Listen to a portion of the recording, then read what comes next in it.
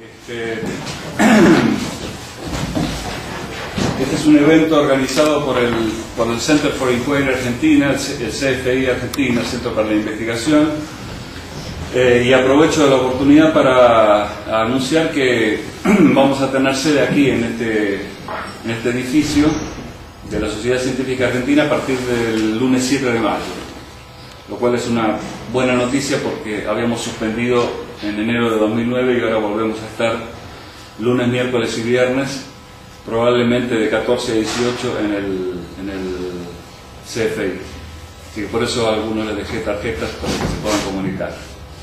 Bueno, hoy estamos por la presentación del libro de Eduardo Quintana. Es una breve reseña, lo más breve posible. Es periodista, diplomado en Relaciones Internacionales por la Universidad Interamericana y en Filosofía Medieval por la Universidad Iberoamericana, aparte de otros títulos. Quiero decir que Eduardo tiene 23 años, es de 1988, yo soy de 1958. Quiere decir que lo doblo en edad y más, tengo más del doble de su edad, y aparte de todos los títulos que tiene, yo lo único que hice fue cursar un año y medio de psicología y salí corriendo. Cuando Eduardo nacía, yo hacía un año que me había ido del Instituto Argentino de Parapsicología, decepcionado por no haber encontrado ningún argumento ni ninguna persona que pudiera demostrar tener ninguna facultad parapsicológica. Bueno, ¿qué decir de Eduardo? Nos conocimos en Asunción, en un congreso que se hizo en diciembre de 2011, que lo organizó la Asociación Paraguaya Racionalista, y en donde yo fui también expositor. Yo lo voy a definir a Eduardo, qué mejor palabra que usar que lo que hace en el prólogo del libro, para que ustedes se den cuenta quién es Eduardo. Es importante resaltar que si bien los textos vertidos en este libro tienen como principal objetivo comentar sobre los acontecimientos mundiales, estos son un medio más que un fin. Son el medio a través del cual Eduardo intenta cultivar ciertas ideas esenciales en la mente de sus lectores. La primera es que todas las creencias pueden y deben ser cuestionadas y sometidas al raciocinio, sin importar cuán incómodo eso nos resulte. La segunda y la más importante es el reconocimiento de que más allá de nuestra nacionalidad, religión, etnia, adherencia política o preferencia sexual, quienes poblamos el mundo somos individuos únicos y como tales poseemos el más fundamental de todos los derechos, la libertad. Así lo definen Alejandra Moreno y Juan José Calvizo, que son los que hacen el primer prólogo. El segundo es un poco más simpático y más, yo diría, cercano a la vida real. No quisiera ser editor de este sujeto que está al lado mío. Les digo porque el jefe editor, él trabaja en el diario ABC Color de Paraguay.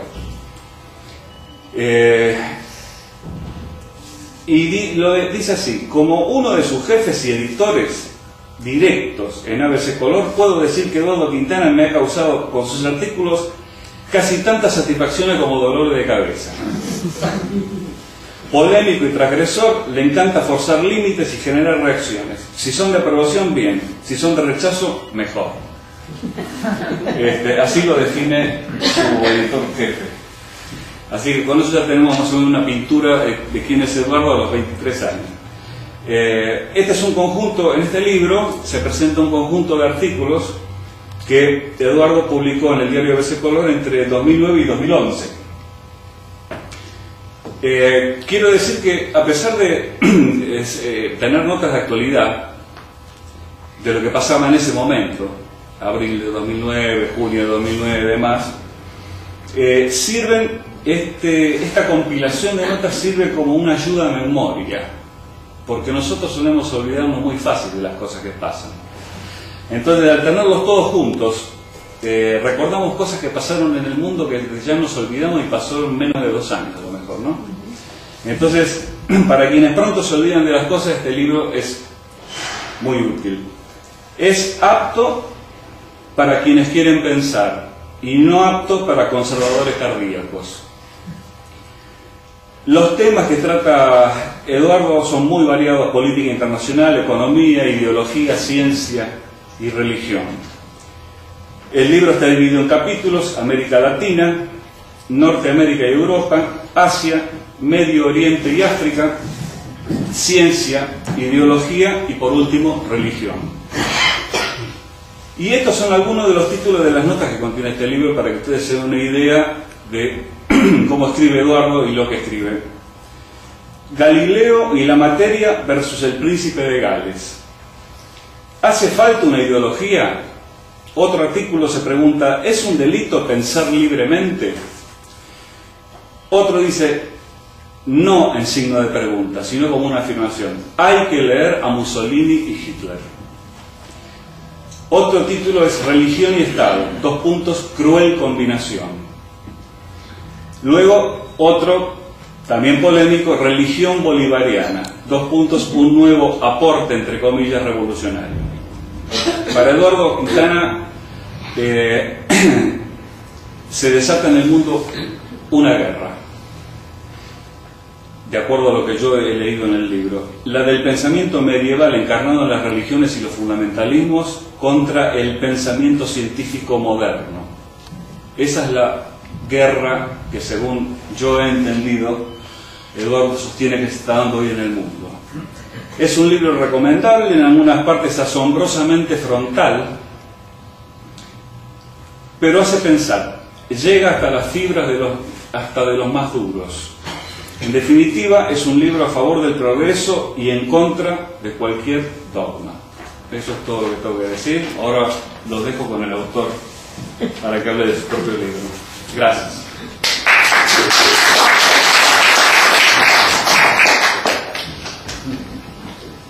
Bien, muy buenas noches a todos. Muchísimas gracias, Alejandro. Por favor. Lo primero que me preguntaron una persona hoy acá: ¿cómo traje los libros teniendo esta nueva ley de restricciones a productos importados, entre ellos esto, como me decía, esta droga, esto que es súper ilegal, que puede dañar cualquier cerebro, como es un libro? Bueno, la primera preocupación era esa. Le dije, no sé, vamos a pasar de 20, 30 libros o máximo de 50 podíamos traer supuestamente, y bueno, no pasó nada en la aduana, porque bueno, según no vieron los jefes de la aduana, así que estarán haciendo su trabajo.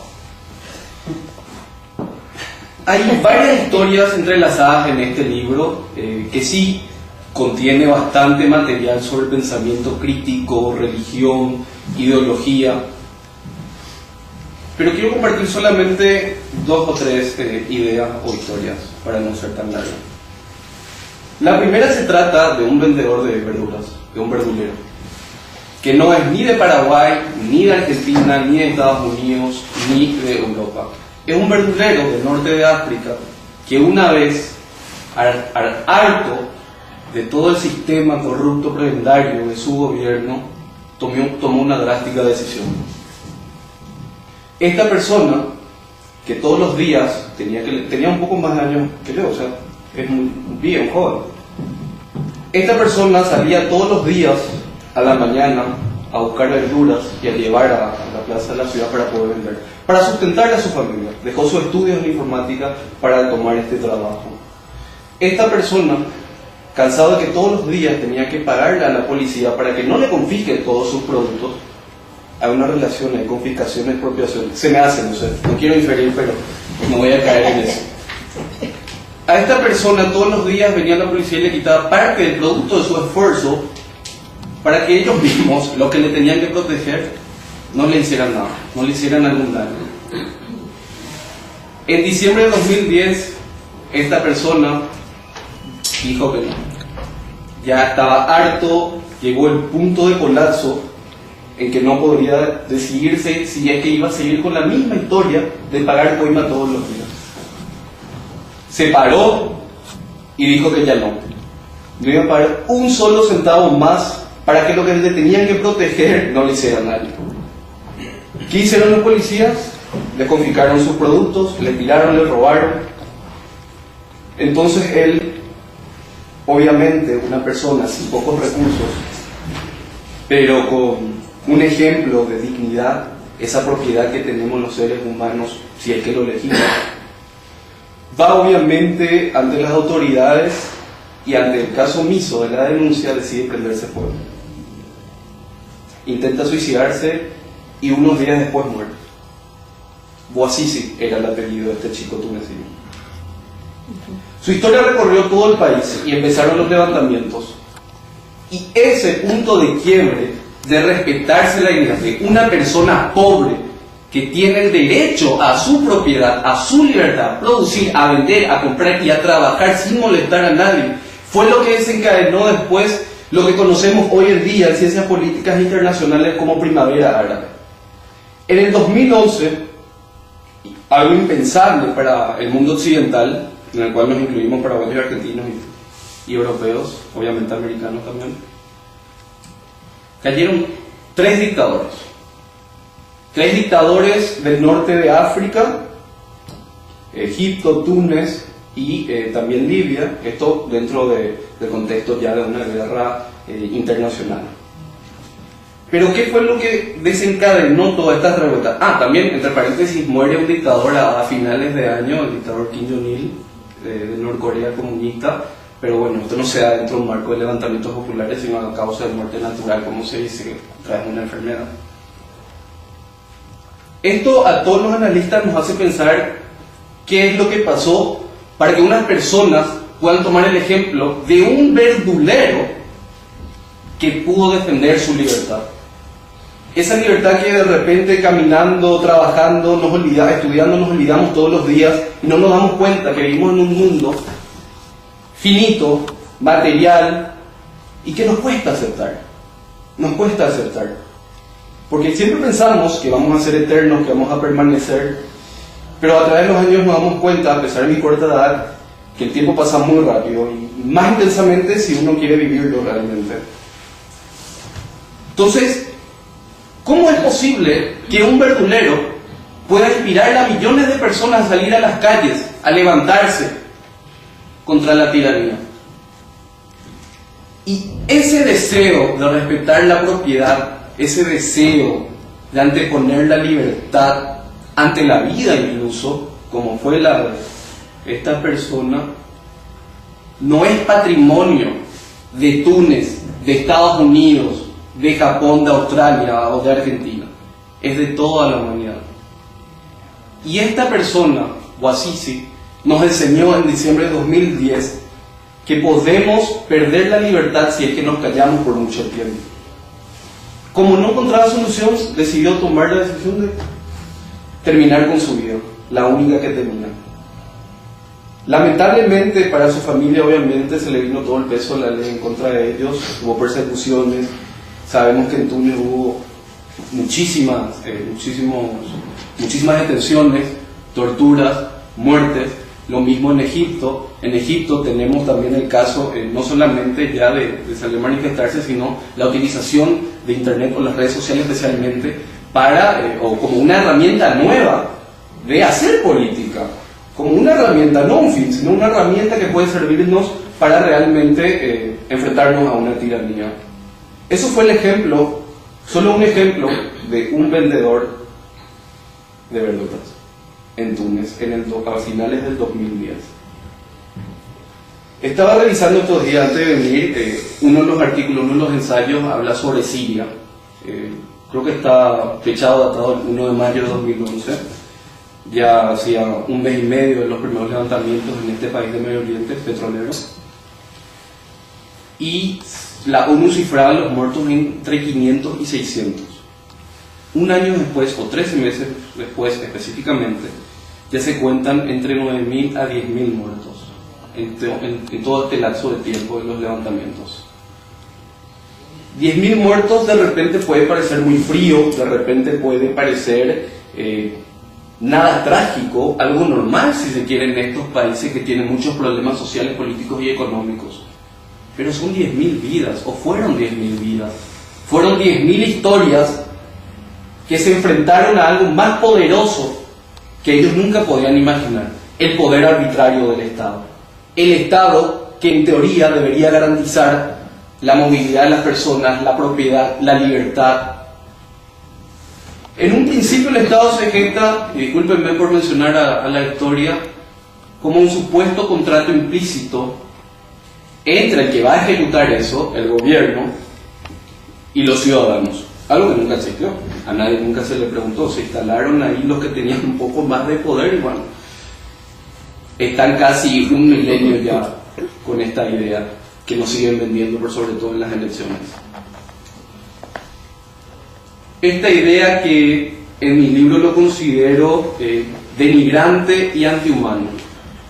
Denigrante porque coarta la libertad de las personas al no poder decir quién va a hacerse cargo de mi seguridad o de mi propiedad, quién va a garantizarme que yo pueda traer mis libros y vender y no tenga que estar preocupado en el aeropuerto para que me liberen los libros. O también un poco esta idea atrayente de que va a garantizarnos un bienestar social, algo que no sucede realmente. Y sí, nos van a meter la idea de que Suecia, Finlandia, Noruega son países exitosos con el estado de bienestar social, pero sin embargo nunca quieren ir a la raíz de cómo llegaron esos estados a consolidarse de esa forma y que hoy se tienen que pagar casi 60 a 80% de los ingresos en impuestos. Deberíamos hacer una revisión de cómo realmente esos estados se enriquecieron. Si fue producto del azar, si fue producto del trabajo de muchas empresas y millones de personas, o cayó algún dios escandinavo y les trajo el dinero. Pero eso es para otra discusión. Y en ese punto, algo también problemático, porque no solamente el Estado, bueno, el Estado está ahí, no solamente el Estado es el que realmente nos perjudica. Hay un mal mayor, un enemigo, como diría Hitchens, de la humanidad desde los inicios en donde las sociedades empezaban a gestarse: la religión. Y sí, es cierto, no existe más la Inquisición, no existe el Index Librorum Prohibitorum, el índice de libros prohibidos, no se les persigue a las brujas. Vivimos como en una era de la razón, en una era de Facebook y Twitter, en donde realmente nos sentimos poderosos porque llegamos al nivel civilizatorio en que podemos compartir ideas, opiniones, de repente alocadas o rebeldes si se quieren, y que nos puedan leer en nuestro propio país como a 5.000 o 10.000 kilómetros de nuestra ciudad. Pero no es así. En Irán, Arabia Saudita y otros países de África y Medio Oriente, el terrorismo estatal no solamente trabaja en contra de los individuos, sino que tiene la ayuda de la religión. Y me refiero específicamente al Islam, a esta religión machista, misógina, oscurantista, que se impone con leyes. Es súper legal apedrearle a una mujer si fue adúltera en Irán o en Arabia Saudita. Eso es verídico, eso es real y pasa hoy en día. Como también es real que una persona no puede atentar en contra de Mahoma o el profeta, como les llaman. No se puede hacer ningún dibujo de él. ¿Se acuerdan de aquellas drásticas medidas tomadas por varios islámicos, millones de islámicos, después de las publicaciones de las caricaturas de Mahoma en diarios escandinavos en el 2005 y 2006? Atacan incluso las embajadas de Noruega, Dinamarca, Pakistán y otros países, en pos de, obviamente, la defensa de una deidad, de una religión. Estos días que estuve en la feria del libro, obviamente me encanta hablar con la gente, porque la mayor experiencia que tenemos o que tratamos de tener, lo que queremos conocer la realidad, es la realidad misma a través de las conversaciones de las personas. Entonces voy al stand del centro islámico que tienen acá en Buenos Aires y empiezo a entablar una conversación con uno de los muchachos que estaban atendiendo el local.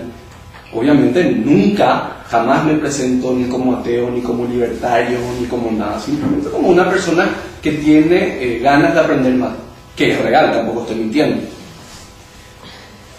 Empezamos a hablar y me regala, me obsequia el libro sagrado de ellos, que es el Corán. Y me pide por favor que no lleve al baño, que no lea el libro después de tener relaciones sexuales, que no lea el libro después de comer o después de ensuciarme las manos porque estaría ofendiendo a su religión. Y yo me pregunté, bueno, si ya me regaló, es mi libro, yo puedo hacer lo que quiera con esto, si es que quiero puedo quemar, vender, cortar las páginas, hacer los famosos muñequitos de papel, pero bueno, tampoco voy a llegar a ese estado porque no es lo que me interesa, sino lo que me interesa de este punto fundamental, o de esta idea simple, tan simple como que diga, no podés llevar este libro al baño, es que atrás de eso hay toda una filosofía, hay una cosmología, una cosmogonía de vida que realmente está presente hoy en día en nuestras sociedades mundiales. Y vamos a decir, es cierto, después del 2001 cambia drásticamente la visión hacia los musulmanes y hay una mayor preocupación acerca de ellos. Y es real. Pero parece que de repente estamos muy alejados de lo que pasa en Afganistán, de lo que pasa en Irán, de lo que pasa en Arabia Saudita, de lo que pasa en Oman. Y yo me pregunto, bueno, entonces, teóricamente en Europa y América, en todo el continente, deberíamos vivir una democracia plena, como le gusta decir a los demócratas republicanos, donde podamos decir lo que queramos, donde podamos realmente sentirnos libres, tomar las decisiones que queramos convenientes para nuestras respectivas vidas, sin que una religión pese más que otra. Y es mentira. Paraguay es el ejemplo de ello, un estado laico desde 1992, después de lograr la democracia, y sin embargo hoy un sacerdote tiene un cargo de general dentro del ejército paraguayo, con un sueldo de general. Se construyen capillas católicas dentro de las universidades públicas.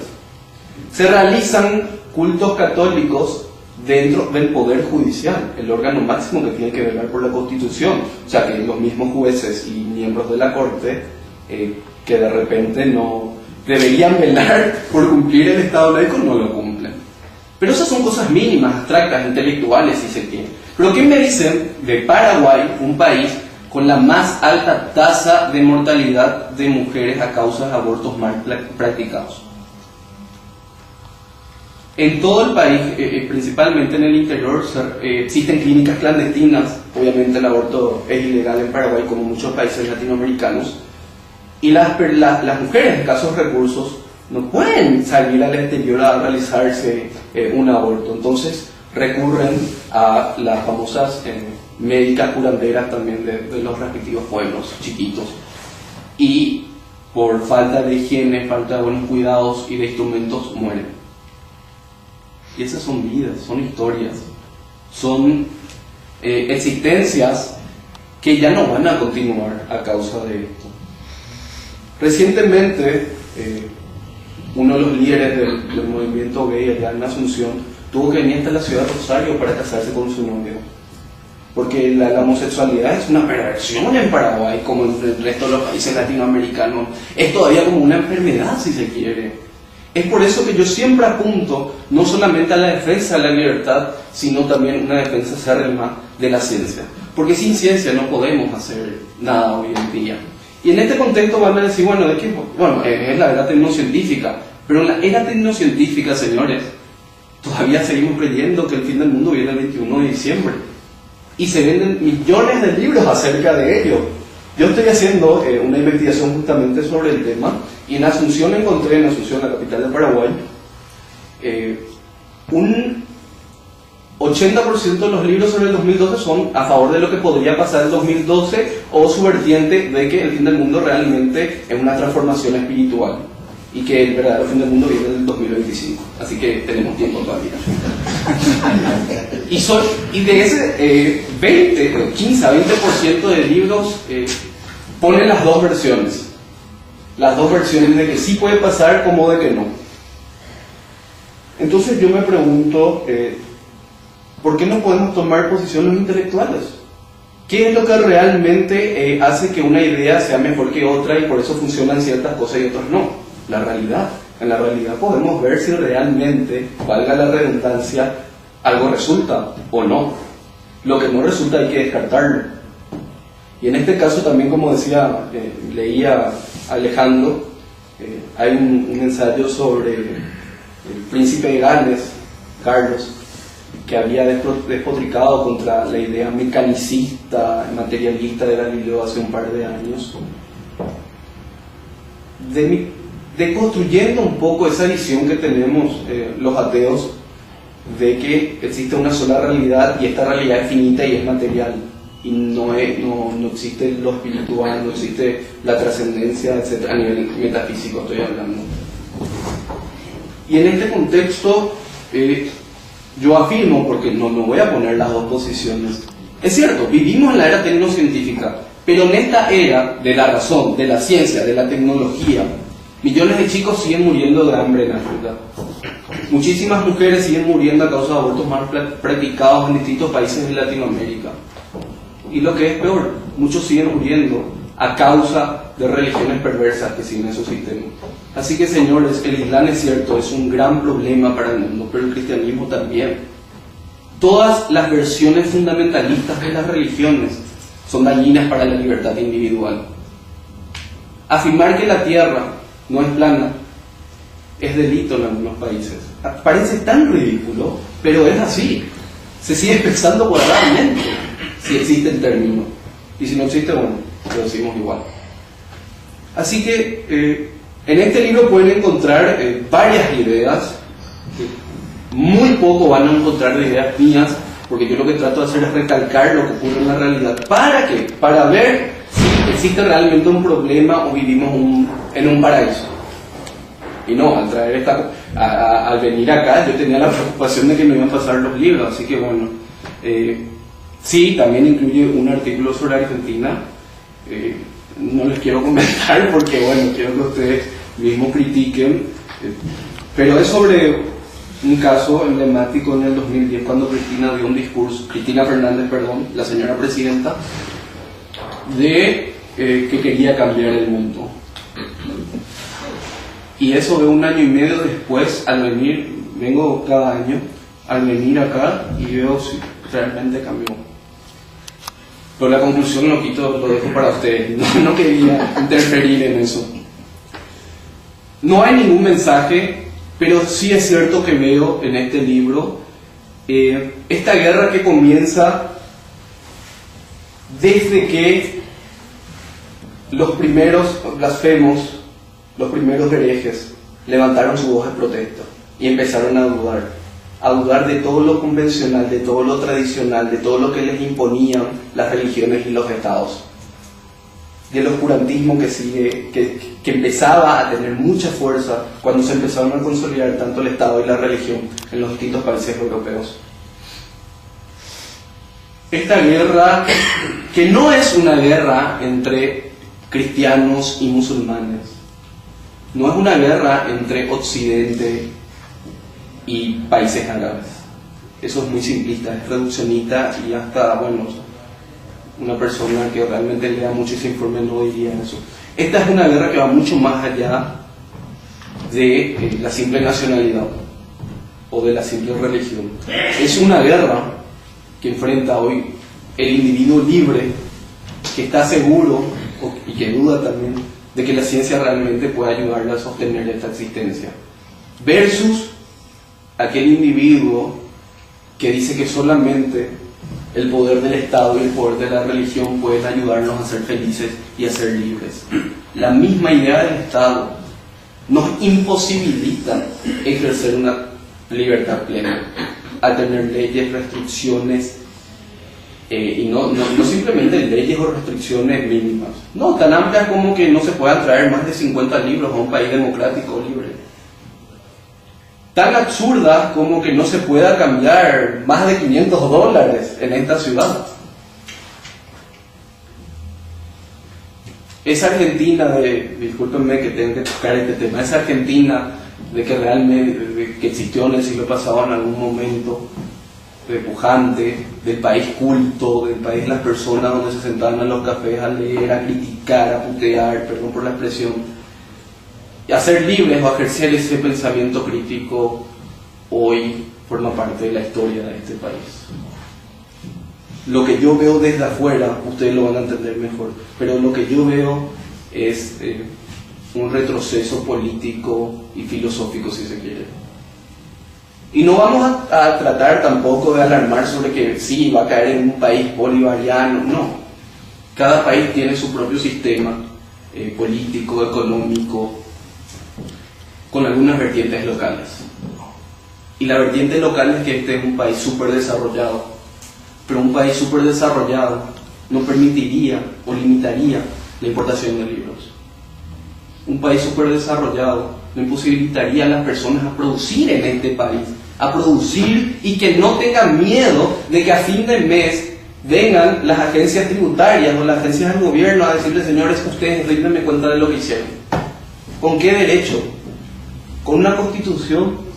Y uno debería pensar, una constitución que supuestamente se hizo para garantizar mi derecho a ser libre, mi derecho a producir, mi derecho a hacer lo que yo quiera con mi vida. Y esta es la Argentina de hoy, lamentablemente. Discúlpenme que me meta en temas internos, pero como analista internacional siempre veo que hace falta a veces recordarle a las personas de un determinado país que solamente ellas son las protagonistas de su entorno y que pueden perder muchas libertades si es que no se empiezan a dar cuenta de que realmente hay una existencia finita material y que el fruto de su esfuerzo, el fruto de su trabajo le pertenece a su cerebro, le pertenece a su cuerpo y a nadie más. Solamente esa persona tiene que decidir o tiene que tener el derecho a decidir a quién le va a dar parte de su propiedad o a quién le va a dar todo si quiere o si quiere entregarle la vida. Pero el Estado no tiene por qué decirlo. ¿Con qué derecho? ¿Con una constitución que debería garantizarte la vida? ¿O con una constitución que lo que hace es quitarte cada día, cada mes, parte de tu existencia? De que tengas que ir cansado del laburo, de que no puedas ir a veces a la universidad, de que realmente no puedes hacer lo que quieras. Estamos hablando de una ciudad o de ciudades o de países donde por temor a que nos hagan algo no salimos a la noche, o por temor a simplemente a que venga una criatura de 5 o 6 años a pedirnos plata, no salgamos. Eso es terrorífico para toda civilización que ha llegado a un punto de desarrollo. Los árabes hoy están enfrentando una tiranía perversa, fruto de la religión, fruto del socialismo, fruto del nacionalismo, si se quiere, en distintos países. Es un logro haber derrotado a 3 dictadores el año pasado. Y eso es un logro, si bien es cierto, de los árabes, los tunecinos, libios y egipcios, es un logro de toda la humanidad. Pero simboliza un retroceso enorme, porque nos recuerda que en pleno 2011 o en pleno 2012 siguen vivas algunas dictaduras. Hasta el año pasado, el 25% de todos los países miembros de las Naciones Unidas tenían gobiernos híbridos y tiránicos. El 25% de una organización que se luce como democrática, que respeta los derechos humanos, que la cobija países donde se produce una hambruna artificial, como Corea del Norte. Esa no puede ser catalogada una organización realmente que defienda los derechos humanos o las libertades individuales. Funcionó mejor que Twitter, Facebook el año pasado, que las propias Naciones Unidas. Y a pesar de que el gobierno Mubarak en Egipto haya cortado Twitter o otras redes sociales, se las ingeniaron para pasarse mensajes a través de celulares, crear redes, producto del esfuerzo humano, de la inteligencia. A ese logro han llegado. Pero un año después también hay que decir que hay más lamentaciones que triunfos. El islamismo avanzó enormemente en estos países y probablemente caigan en algún tipo de teocracia mínima. Está en peligro. No es para alarmar, pero existe esa posibilidad. Y para cerrar, porque no quiero ser muy aburrido, sé que muchos se tienen que ir enseguida, no sé si hay subte todavía hasta ahora o lo que sea, se vive en una ciudad insegura, pero hay que tener presente de que la vida es el momento que nos pasa continuamente con distintos hechos, incluyendo esta presentación, y hay que tratar, sí, de aprovecharla al máximo, de disfrutar al máximo, porque es obvio, puede ser que yo sea ateo, pero no tengo una visión nihilista de la existencia, de que vacía, como nos dicen algunos, sino que hay mucho más que eso atrás del escepticismo o del ateísmo también que propongo, que es realmente, señores, dense cuenta que hay una sola vida y por lo tanto son libres de elegir la mejor forma que les parezca a ustedes, y que eso ningún presidente, ninguna presidenta, ningún líder religioso puede quitar jamás. El año pasado, o en el 2010, fue un verdulero el que nos recordó eso, no fui yo, fue un verdulero tunecino que está muerto. Pero hoy puede ser un canillita de la ciudad de Buenos Aires, puede ser un vendedor de la 9 de julio, un vendedor ambulante, un africano, etc. Pero acuérdense de que el silencio es lo que ayudó a consolidar a las tiranías en este país también, que sufrió de varias tiranías, y el mío. Pero siempre se llega al punto de quiebra, al punto de colapso, donde ya es imposible aguantar tanta miseria humana, tanta repugnancia política. Y ese es el momento donde puede haber una gran transformación política, social, económica, o se camina para atrás. Y Latinoamérica lamentablemente hizo lo segundo en estos últimos años, y lo está haciendo todavía. Pero bueno, si es que un vendedor de verduras pudo cambiar la historia de su país, uno puede cambiar su propia historia. Así que bueno, le agradezco a todos por venir esta noche. Muchas gracias. No solamente un verdulero, sino en el mundo, siempre ha sido una persona con su actitud que ha modificado a veces la actitud política, y no solamente de un pueblo, de un país pequeño, sino que podemos hablar, por ejemplo, de la China, que usted recuerda que un viejito chino se puso frente a una fila de tanques con un bolsito en la mano, y que ha logrado eso, esa actitud de un solo hombre, que los tanques desviaran y no lo pisaran.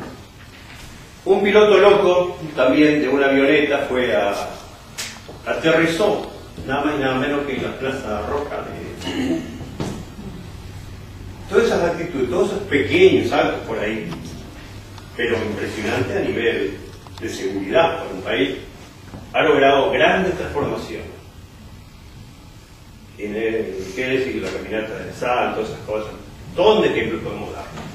Mi pregunta es si en el Paraguay estaremos esperando un verdulero, o un canillita, o un vendedor de latitas que suben en los colectivos, porque también tenemos que preocuparnos de que nos hace falta un cambio profundo en nuestro querido país. Bueno, esto es una visión local, ¿verdad?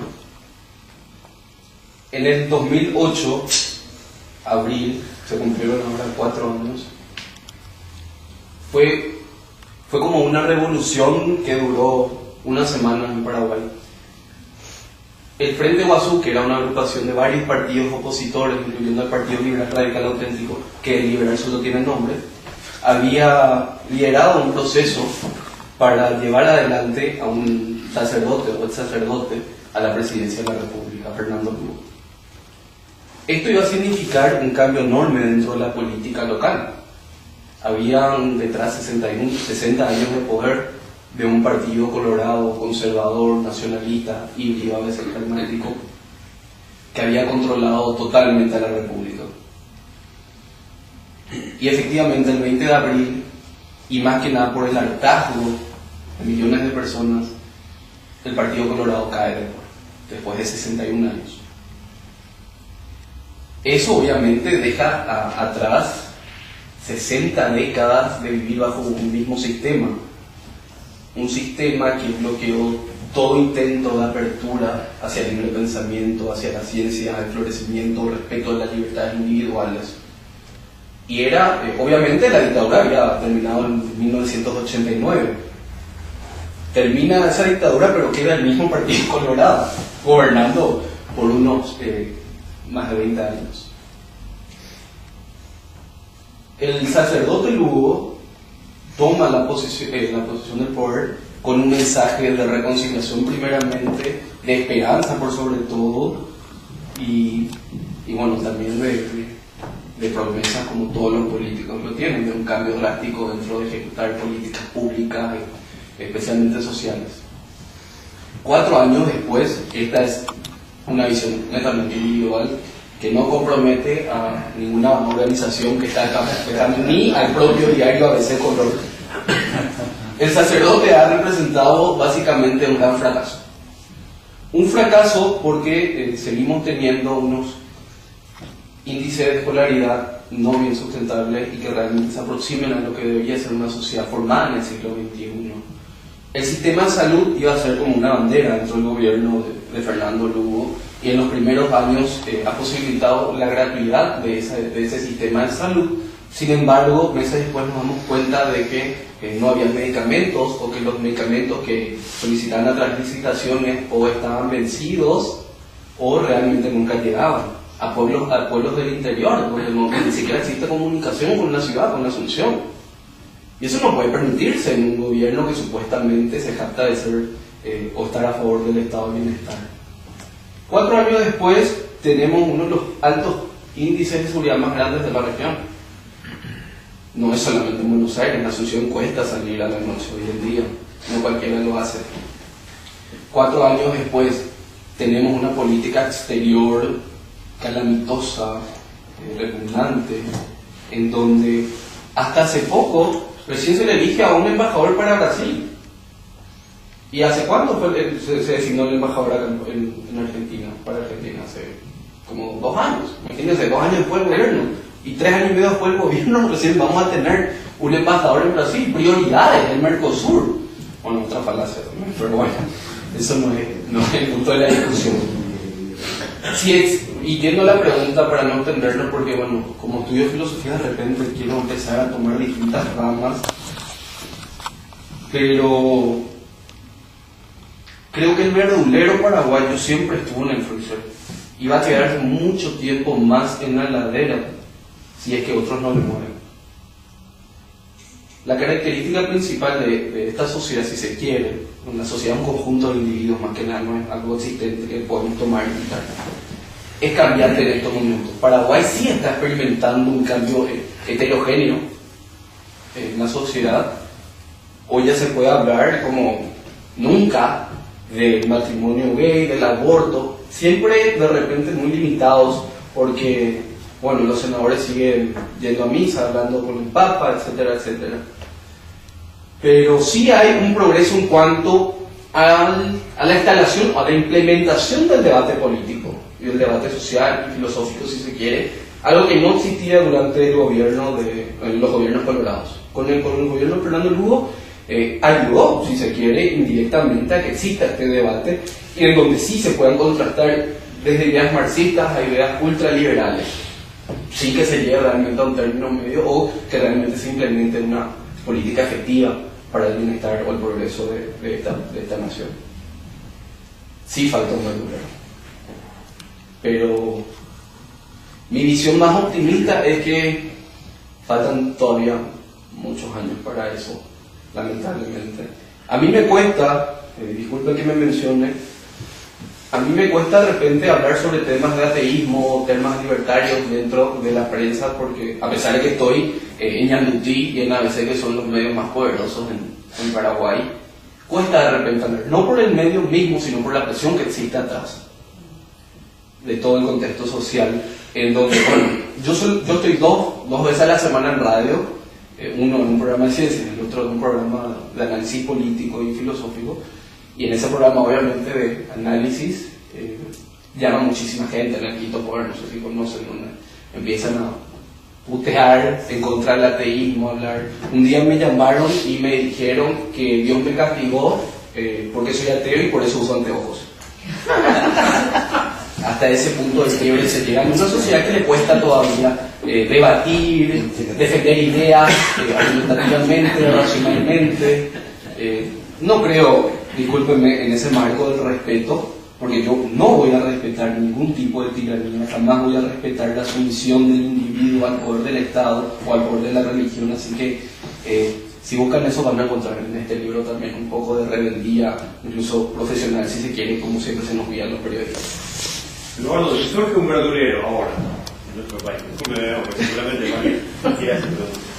El pueblo paraguayo, ¿está preparado? ¿Está en condiciones? Porque esa es una pregunta profunda. Esa es la más para difícil hacer de la responder. transformación social que necesitamos en nuestro país. Esa es la más difícil de responder. Y algunos analistas ahí coinciden en que es muy difícil. Nos cuesta todavía, no sé si conocen el Latinobarómetro, que es este índice que mide la democracia en los países latinoamericanos.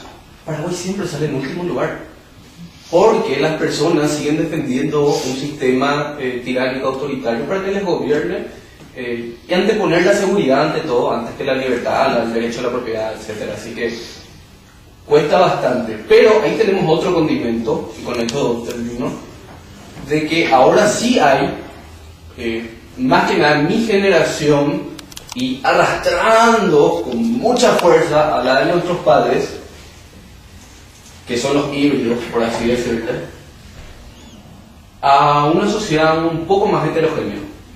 Hoy ya es más fácil hablar de estos temas en Paraguay. Si yo quitaba este libro hace 10 años, probablemente, no sé, me lo quemaría. Sí, he recibido varias amenazas también por mis posiciones políticas y filosóficas en Asunción. La gente a veces, si yo me voy caminando o salgo de un restaurante o un bar, sí me gritan por ser ateo o por ser libertario. Pero ese es el precio que hay que pagar. Y si uno está dispuesto a pagar el precio del desprecio, vamos a estar preparados.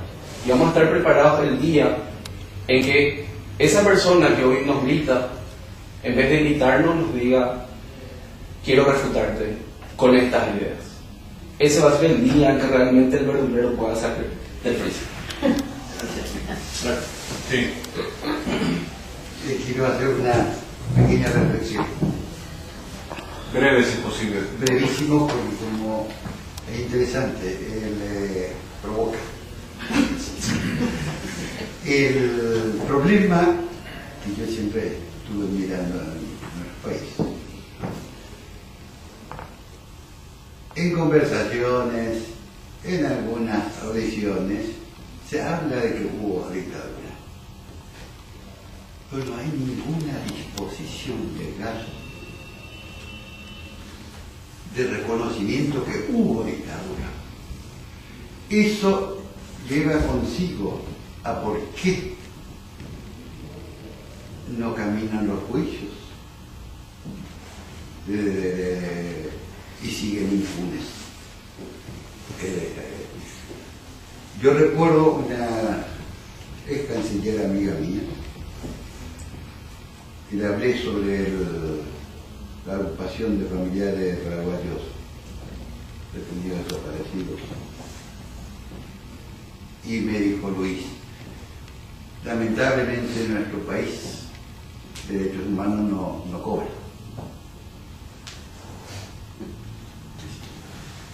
¿Por qué? No hay un corte. Y no me diga porque están los colorados. No, absolutamente. Tu mail, donde tú escribes. El Parlamento hace rato que no es unipartidario. No.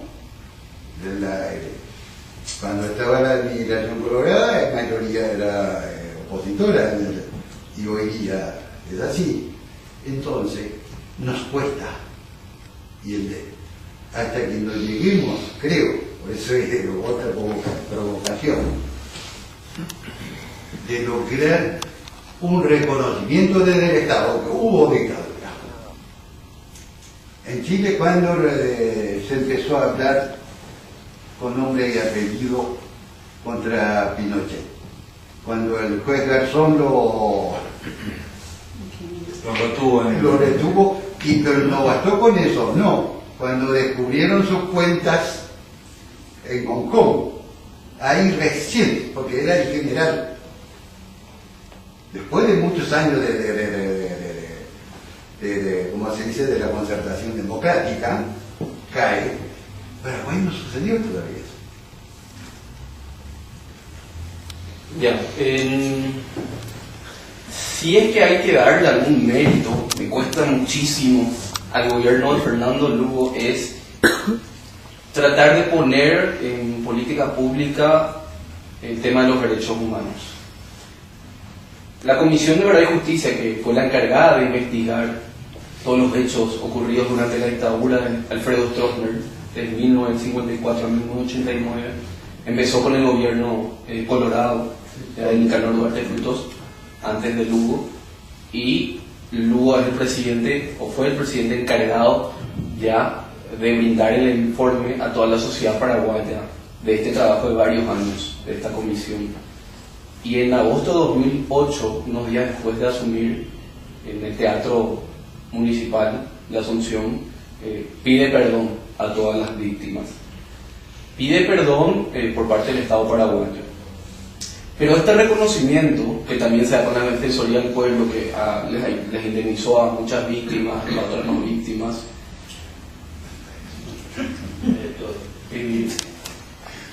queda otra vez como un reconocimiento mínimo, porque, y ahí voy a coincidir con usted, en que los culpables o los responsables de la tiranía, de la tortura, del exilio de miles de compatriotas no fueron juzgados, como muchas otras dictaduras. Y eso es cierto que pesa muchísimo todavía en esta sociedad paraguaya, como si fuera que nunca sucedió la dictadura, y es mentira, murió mucha gente, miles fueron exiliados, muchos fueron torturados, y ahora se está empezando a hablar más abiertamente del tema, y es cierto, hay que hacer un reconocimiento y hay que tratar de ubicarles, mejor dicho, pocos funcionarios de la dictadura que quedan vivos y juzgarles por lo que hicieron, por los crímenes que cometieron contra las libertades individuales. Esto es un reconocimiento que falta y que realmente puede sostener algún tipo de pena. Sí, bueno, quería consultarte porque yo comparto mucho tu mensaje de ver como grandes enemigos. Siempre he visto a la religión y a los estados. Desde chico siempre fui ateo y trataba de difundir el mensaje. Pero últimamente es como que la religión la veo, al menos en Argentina, como una batalla ya ganada. Faltan 2 generaciones, pienso, y digo, los jóvenes que están naciendo que son cada vez más ateos. Y entonces veo como mayor enemigo, y al menos me motiva más, en difundir tal vez, mostrar el enemigo del Estado, difundir los principios libertarios y demás. Y la religión la dejo un poco de lado, por más que piense exacto que es un gran enemigo, porque la veo ganada y no me motiva.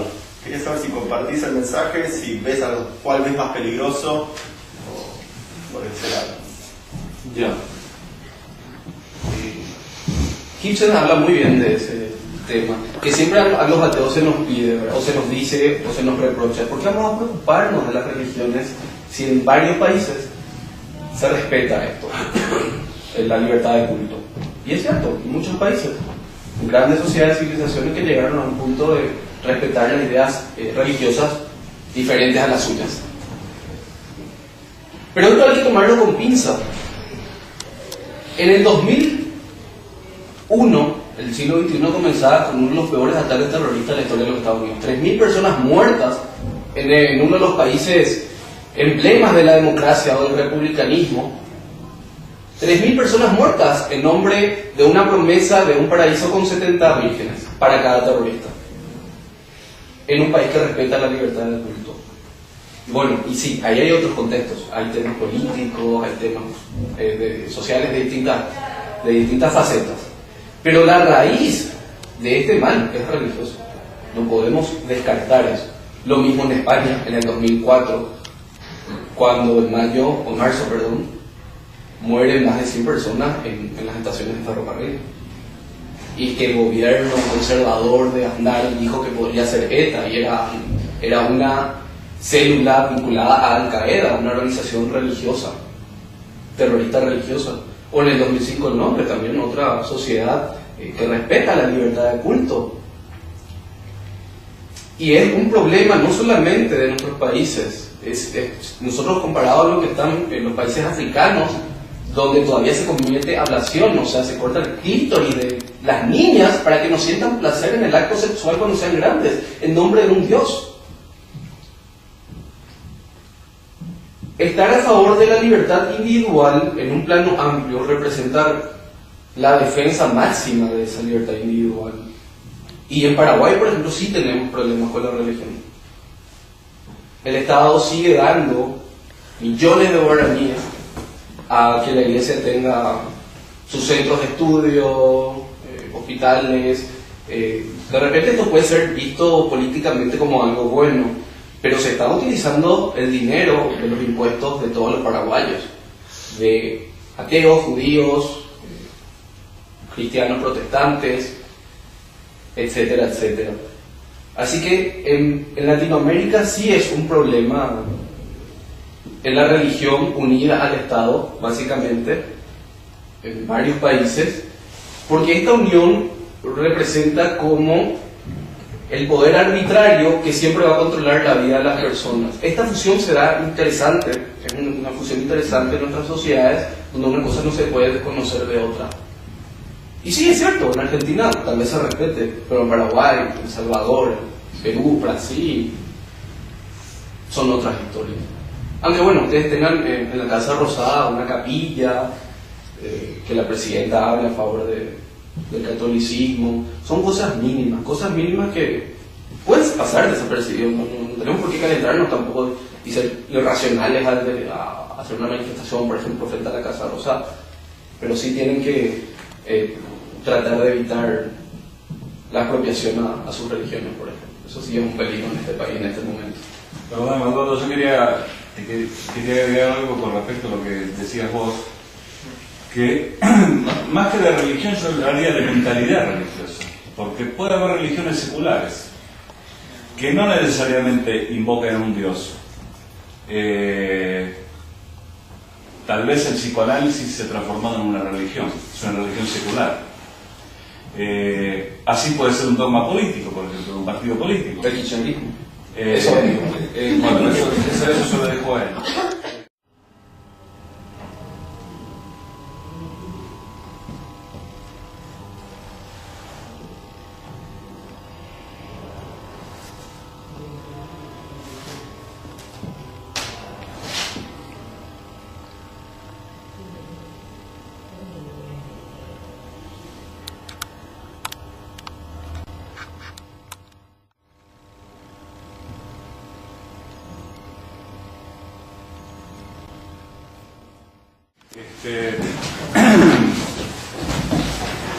Este es un evento organizado por el Center for Inquiry Argentina, el CFI Argentina, el Centro para la Investigación, y aprovecho la oportunidad para anunciar que vamos a tener sede aquí en este edificio de la Sociedad Científica Argentina a partir del lunes 7 de mayo, lo cual es una buena noticia porque habíamos suspendido en enero de 2009 y ahora volvemos a estar lunes, miércoles y viernes, probablemente de 14 a 18 en el CFI.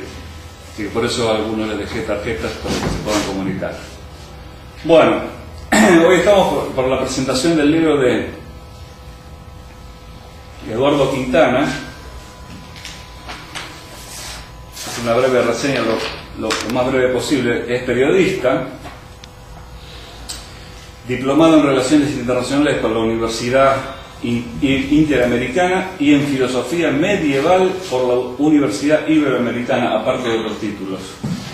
Quiero decir que Eduardo tiene 23 años, es de 1988, eso está dando hoy en el mundo. Es un libro recomendable, en algunas partes asombrosamente frontal, pero hace pensar, llega hasta las fibras hasta de los más duros. En definitiva, es un libro a favor del progreso y en contra de cualquier dogma.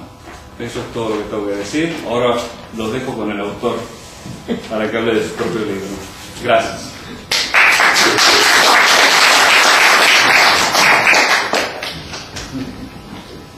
Bien, muy buenas noches a todos. Muchísimas gracias, Alejandro. Por favor.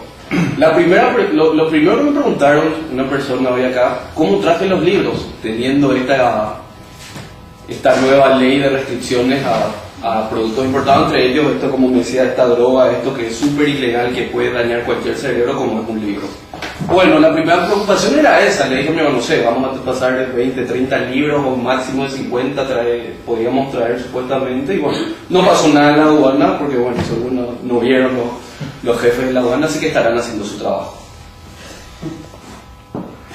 Hay varias historias entrelazadas en este libro que sí contiene bastante material sobre pensamiento crítico, religión, ideología. Pero quiero compartir solamente 2 o 3 ideas o historias para no ser tan largo.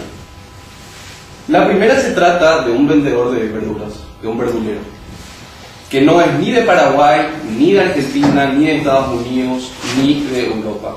Es un verdulero del norte de África que una vez, harto de todo el sistema corrupto prebendario de su gobierno, política o preferencia sexual, quienes poblamos el mundo somos individuos únicos y como tales poseemos el más fundamental de todos los derechos, la libertad. Así lo definen Alejandra Moreno y Juan José Calvizo, que son los que hacen el primer prólogo. El segundo es un poco más simpático y más, yo diría, cercano a la vida real. No quisiera ser editor de este sujeto que está al lado mío, les digo porque el jefe editor, él trabaja en el diario ABC Color de Paraguay.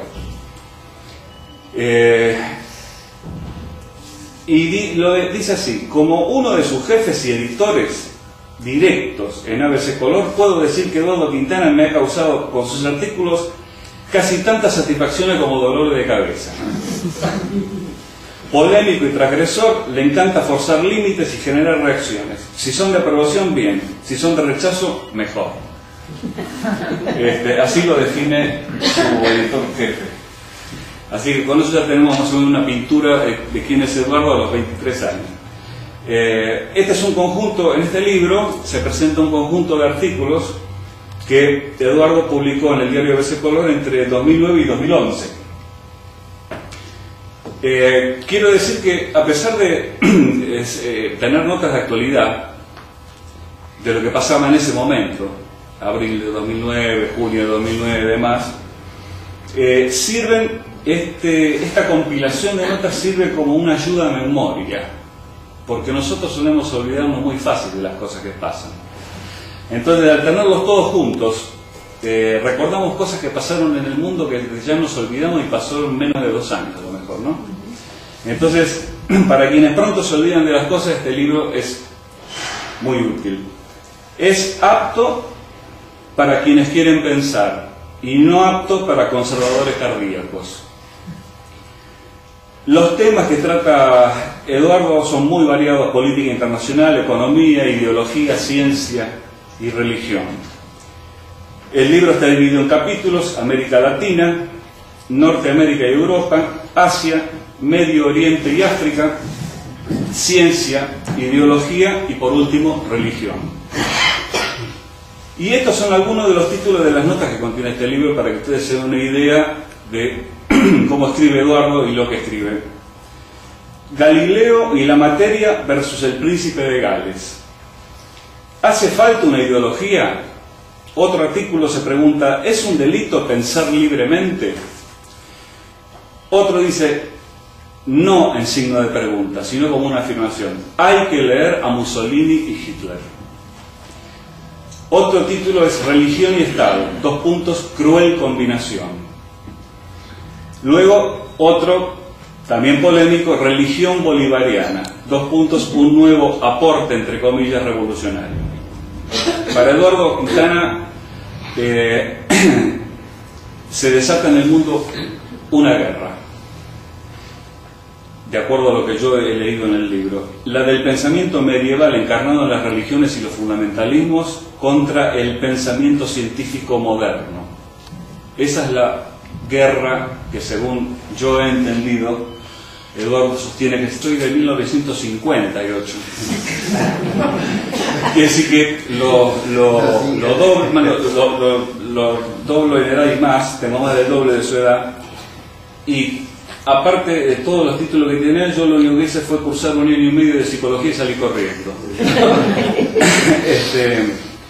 Cuando Eduardo nacía, yo hacía 1 año que me había ido del Instituto Argentino de Parapsicología, decepcionado por no haber encontrado ningún argumento ni ninguna persona que pudiera demostrar tener ninguna facultad parapsicológica. Bueno, ¿qué decir de Eduardo? Nos conocimos en Asunción. en un congreso que se hizo en diciembre de 2011, que lo organizó la Asociación Paraguaya Racionalista, y en donde yo fui también expositor. Yo lo voy a definir a Eduardo, qué mejor palabra que usar que lo que hace en el prólogo del libro, para que ustedes se den cuenta quién es Eduardo. Es importante resaltar que si bien los textos vertidos en este libro tienen como principal objetivo comentar sobre los acontecimientos mundiales, estos son un medio más que un fin. Son el medio a través del cual Eduardo intenta cultivar ciertas ideas esenciales en la mente de sus lectores. La primera es que todas las creencias pueden y deben ser cuestionadas y sometidas al raciocinio, sin importar cuán incómodo eso nos resulte. La segunda y la más importante es el reconocimiento de que más allá de nuestra nacionalidad, religión, etnia, adherencia